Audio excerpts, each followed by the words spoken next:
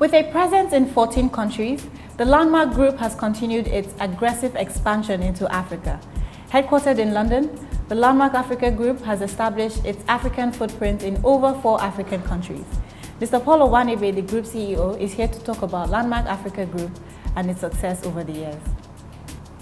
Can you please introduce yourself and the Landmark Africa Group? So my name is Paul Onwuanibe. I'm the Group Chief Executive of Landmark Africa, and Landmark effectively is an integrated property service company. We're based in 14 different countries, headquartered in London at this point in time, and based across Africa. We're here to provide real estate services across Africa.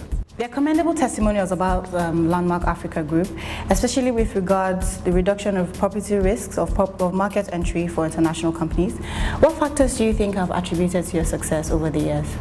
From an organization point of view, we pride ourselves on sort of being for Africa, in Africa, run by Africans. So that's the first thing. So we understand Africa and we know Africa. The second thing is the only thing we do is property.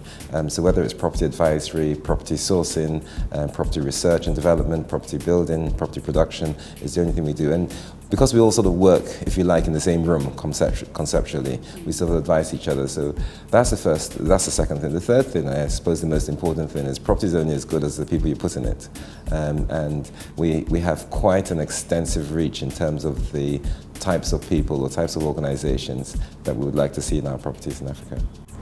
Okay, so by the year 2020, the 4 fastest growing economies in the world will be in Africa, and that will result in a demand for real estate. So what are your plans to meet with the increasing demands for your services?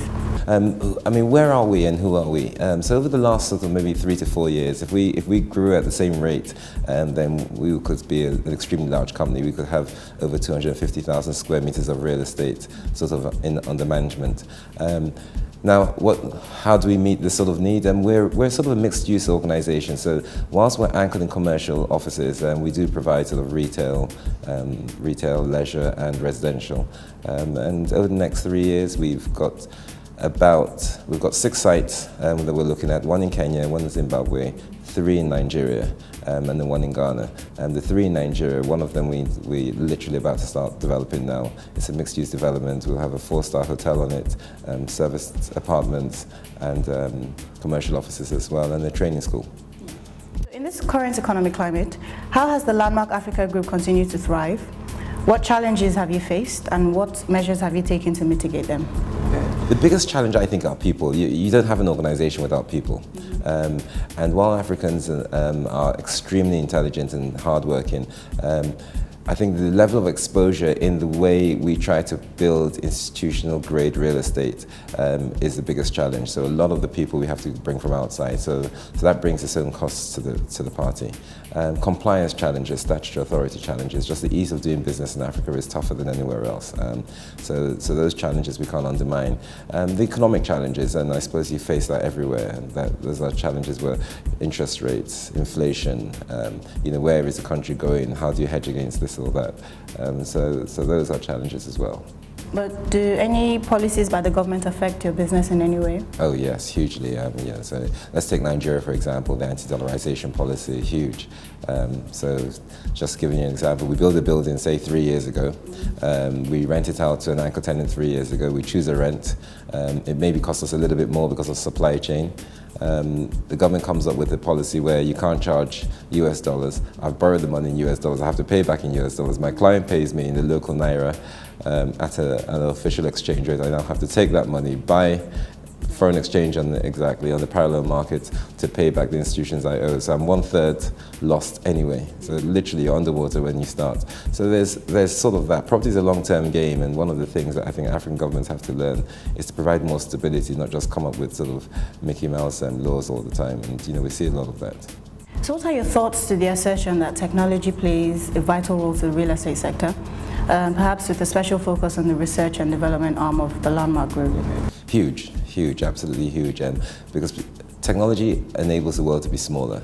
And the real estate sector, real estate is something local, so you could be as international as you like, but real estate has to be extremely local.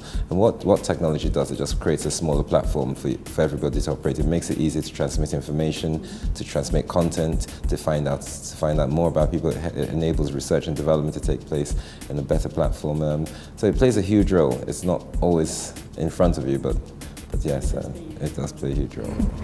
The Landmark Group is embarking on innovative projects in the coming years, and it is said that these projects will cost an estimated $100 million. Do you think these projects right now are ambitious, and are you considering reverse FDI? Landmark is an African company, so we pride ourselves on supplying the needs in Africa and doing business in Africa. So in terms of reverse FDI, we would always want to attract the investment into Africa for a start, as opposed to the other way. Having said that, Landmark started from the UK, so we provided services in Frankfurt, in Paris, in Madrid, in London, in New York. So we did a lot of stuff in the West, but those days are gone. We decided to focus on Africa, as we were talking about it before the program started. It's the last bit of blue sky here. So I have a specific view that I think it's important. FDI is important in Africa not because of the money it brings in, but because of the opportunity it brings in. We have a lot of people in this continent, and we need to get them employed, and we need to get them productive, and that productivity produces a lot more. So reverse FDI, whilst it's topical and interesting, I don't think the time is right for Africa. We need to reclaim our territory and not let the Chinese barge us out. Yes, I believe so. So thank you very much for your time, Mr. Paul. An absolute pleasure.